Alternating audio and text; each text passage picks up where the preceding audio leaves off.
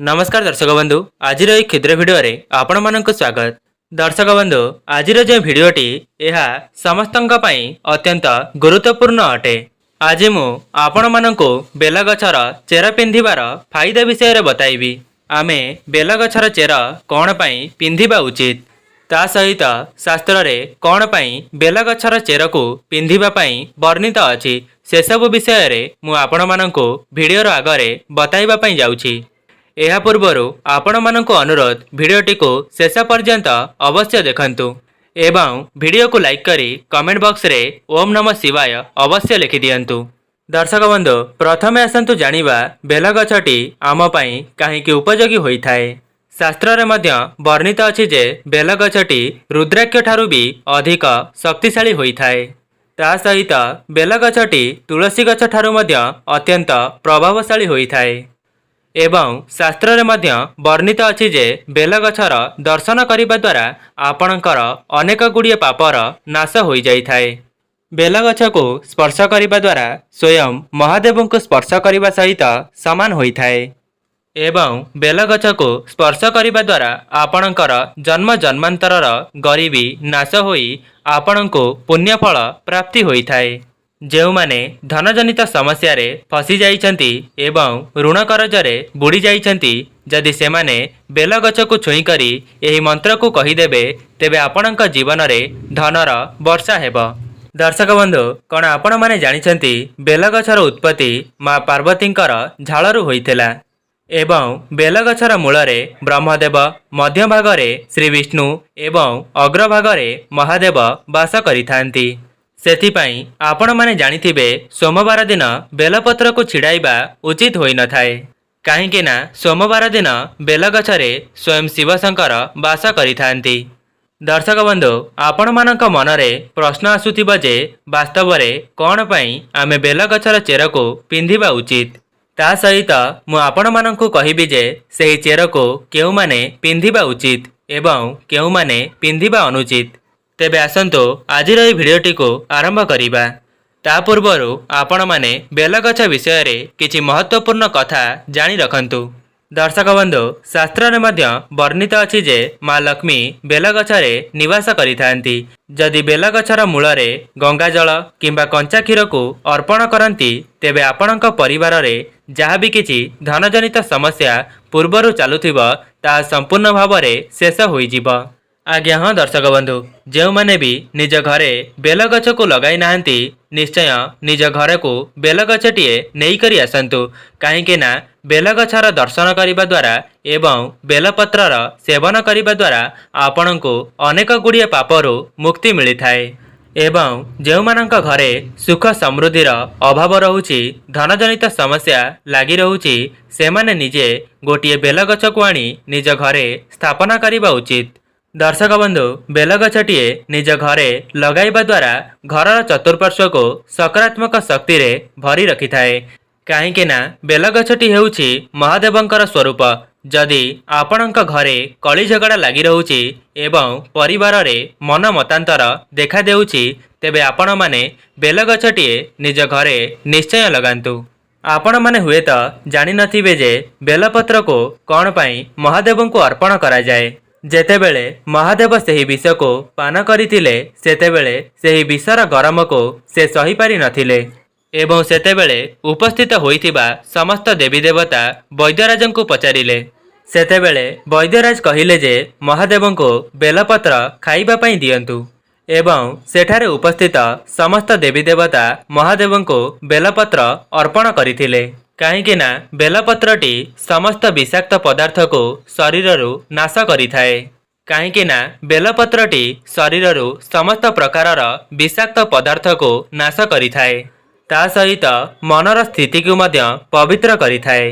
दर्शक बंधु साप एवं बिछार विष को मध्य बेलपत्रटी नाश करि देइथाए।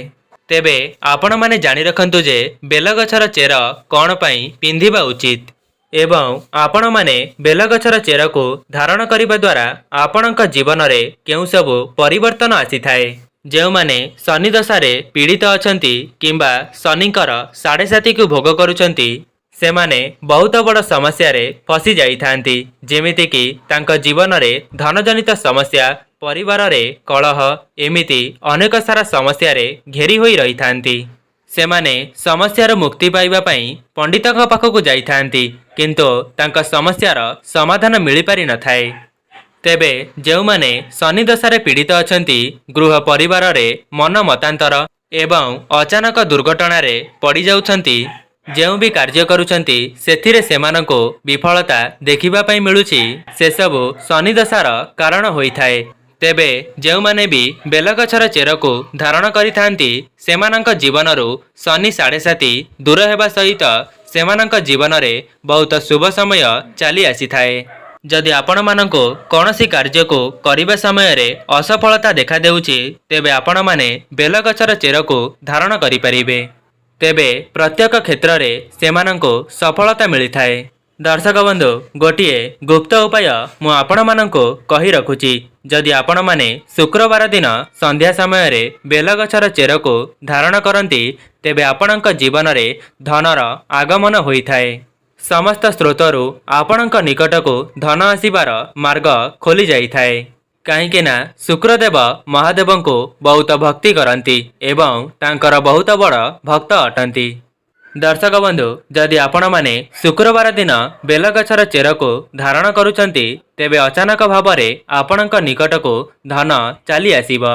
दर्शक बंधु, जो माने चाकरी पई चिंतित अछंती एवं सेमानंक जीवन रे धनर अभाव देखा देउछि, आपणक घरे कली झगड़ा लागी रहुछि, तेबे प्रत्येक व्यक्ति बेलगछर चेरको धारण करिबा उचित।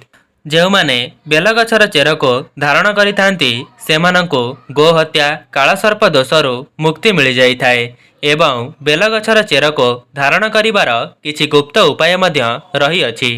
बेलगछर चेरको धारण करिबा पूर्वरु ताहाकु भल भावरे गंगा जल रे धोई देबे एवं क्षीर रे धोई देबे। जो व्यक्ति बेलगछर चेरको धारण करिथांती किंबा पिंधिथांती, से महादेवंकर विशेष आशीर्वाद प्राप्ति करिथांती। ता सहित स्वयं महादेव सही व्यक्तिर रक्षा करिथांती, काहेकि ना महादेव बहुत भोला अटंती, जहाद्वारा आपणकर समस्त मनस्कामना को मध्य खूब शीघ्र पूर्ण करि दियंती। आज्ञा हाँ दर्शक बंधु, बेलगछर चेरटी रुद्राक्ष ठारू मध्य अत्यंत प्रभावशाली होइथाए। जदि आपण माने भी आपणक जीवन रे आध्यात्मिकता शक्ति को वृद्धि कराइबा पई चाहुचंती, कि आपण माने आपणक जीवन रे उन्नति करिबा पई चाहुचंती, तेबे थरे मात्र बेलगछर चेरको निजे पिंधि करी देखंतु। ता सहित आपणक जीवन रे आसुथिबा समस्त दुर्घटना को मध्य आपणक ठारू दूरेई रखिथाए। नवग्रहंकर पीड़ारू मध्य बेलगछर चेरटी आमको रक्षा करिथाए। दर्शक बंधु, बेलगछर चेरको धारण करिबार किछि नियम मध्य रहिछि। बेलगछर चेरको चांदीर ताबिज रे भर्ती करी पिंधिबा उचित, काहेकि ना चांदी को माँ पार्वतींकर अंश बोली माना जाइथाए। शास्त्र रे वर्णित अछि जे बेलगछर चेरको धारण करिबा पूर्वरु ताहाकु सर्वप्रथमे 2 घंटा पर्यंत गंगा जल रे धोई करी रखंतु।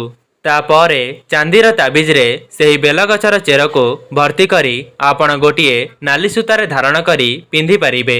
बेलगछर चेरको धारण करिबा परे आपण माने निजे ही अनुभव करिबे, जेउ भी क्षेत्र रे आपण हाथ देबे सेथिरे आपणको सफलता निश्चित प्राप्ति हेबो एवं चाकरी क्षेत्र रे आपणको निज मन मुताबक चाकरी मध्य मिली जिवो। ता सहित आपणकर जो गुप्त शत्रु थिले सेमानकर मध्य विनाश होई जिवो। दर्शक बंधु, यह थिला बेलगछर चेरको नहीं किछि गुरुत्वपूर्ण कथा। जदि आपण मानंकु भिडियोटी भल लगी थाए, भिडियो को लाइक करी कमेंट बॉक्स रे हर हर महादेव अवश्य लिखि दियंतु। आजि पई रहूछि, नमस्कार।